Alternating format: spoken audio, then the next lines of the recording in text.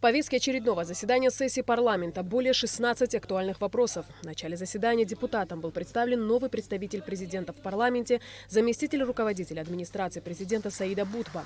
Затем парламентарии перешли к обсуждению первого вопроса – проекта закона об исполнении республиканского бюджета за 2018 год. Основные показатели исполнения республиканского бюджета за 2018 год. Доходы кассовое исполнение 7,2 миллиарда рублей, что составляет 95,7 исполнения.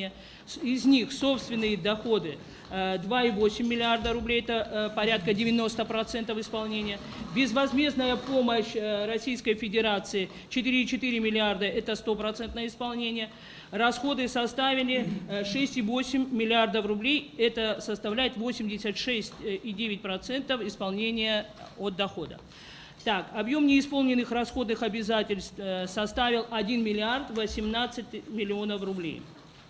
Остаток средств 668 миллионов, в том числе и КЦ не исполнено 114, и по инвестпрограмме было не исполнено 485 миллионов рублей. Основным таким камнем преткновения при принятии бюджета 2018 года стало, так сказать, претензии депутатов в части работы управления капитального строительства за 2018 год. По итогам, по отчету контрольных мероприятий было у нас много вопросов, поэтому, в принципе, что и послужило непринятием бюджета. Проект вызвал немало вопросов и нареканий среди парламентариев. Были и те, кто высказались против его принятия. Наталья Викторовна сейчас говорила о миллиарде 17, по-моему, да, вы сказали? 18. Это республиканского бюджета. А государственный бюджет неисполнения, вы не сказали, миллиард 765. Это совсем другая уже цифра. То есть почти 2 миллиарда рублей неисполнения нашего государственного бюджета. Поэтому, уважаемые друзья, хорошо, примем, не примем мы это уже, в принципе, какая-то формальность получается, да? Но вы помните, 2017 год мы бюджет не приняли, направили в прокуратуру. Что тогда изменилось тогда с 2017 на 2018 год? Сумма выросла. Там, по-моему, даже на 500 миллионов сумма выросла неисполненных обязательств. Поэтому вам принимать решение.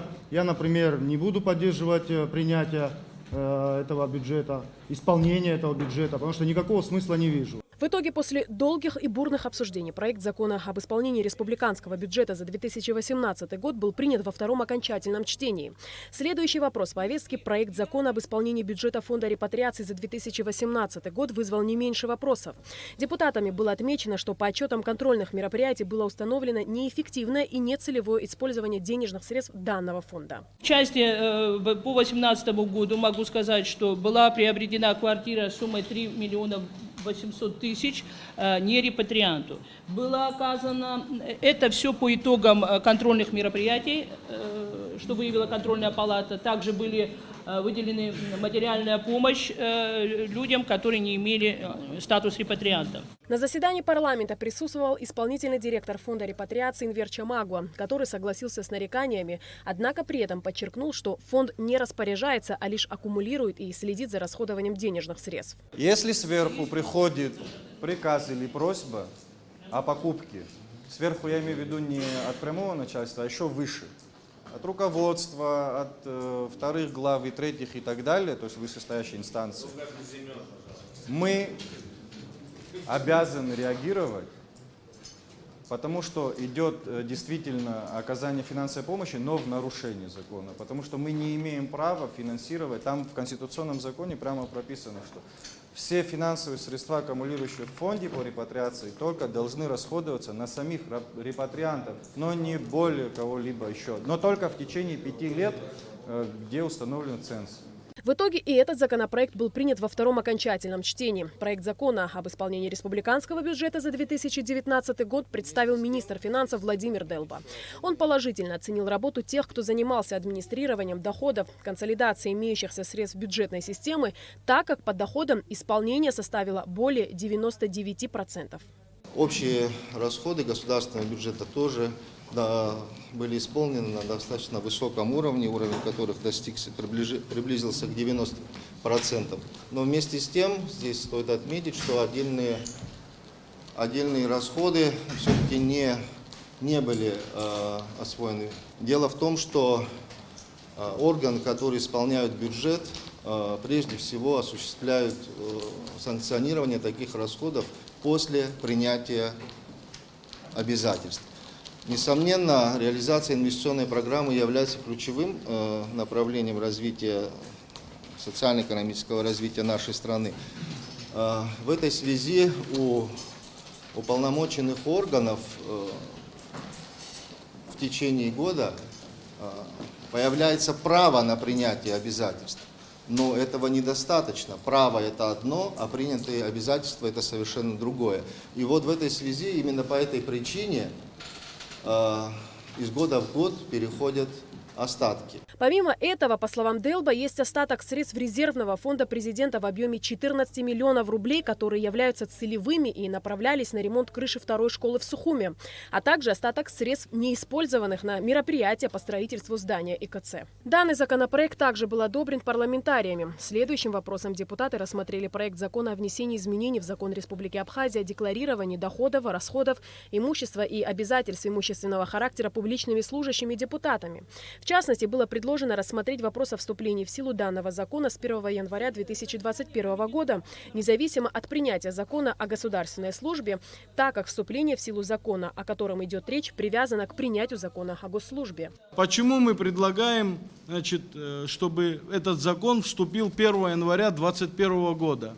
Да потому что фундаментально то, что он должен начать работать 1 января 2021 года. Все разговоры о государственной службе, вы помните, когда мы его принимали, мы сначала как раз и оговаривали срок вступления 1 января, потом решили увязать государственной службе. Но мягко скажем, что этот процесс будет очень длительным. Закон о госслужбе сложный такой немножко вопрос, и все время его почему-то откладывают. И дату, которую я сейчас озвучиваю, мы тоже согласовывали. Я прошу вас, друзья, поддержать вот эту поправку в части, касающейся той злополучной 16 статьи, где говорится о привязке к закону о госслужбе. Мы же предлагаем этой поправкой данной отвязать этот закон от государственной службы и сделать так, чтобы он вступил в силу 1 января 2021 года. Депутат Илья Гуни отметил, что вносить поправки в закон, который не вступил в силу, нельзя. А Батал Топагуа заметил, что привязка к закону о госслужбе была логичной, и чтобы он выполнял свои функции, сначала должен вступить в силу закон о госслужбе. Кто является лицом-декларантом, кто должен это делать, кто является... Мы что, сейчас опять идем на поводу этих популистских дел, что ли, я понять очень не могу. Мы тот раз приняли, привязали к этому закону, потому что в этом есть логика. Как пояснила представитель президента в парламенте Саида Бутба, юридический закон, который вносит изменения в базовый закон, должен вступать в силу в тот же момент, что и основной документ. В итоге, после обсуждения изменений в законе о декларировании доходов, расходов, имущества и обязательств имущественного характера публичными служащими и депутатами не были приняты. В начале заседания сессии парламента было включено 5 вопросов, и главный из них касался отсрочки вступления в силу закона об автоматизированной судебной информационной системе. Решением депутатов парламент продлил срок внедрения электронной судебной информационной системы и видеофиксации судебных разбирательств до 1 января 2021 года. Рассмотрение остальных вопросов повестки дня было отложено на 19 июня. Таким образом, Народное собрание Абхазии продолжит свою работу завтра. Алиса Шамба, Алексей Гуха, Инала Гуха, Томас Чиковани, Абхазское телевидение.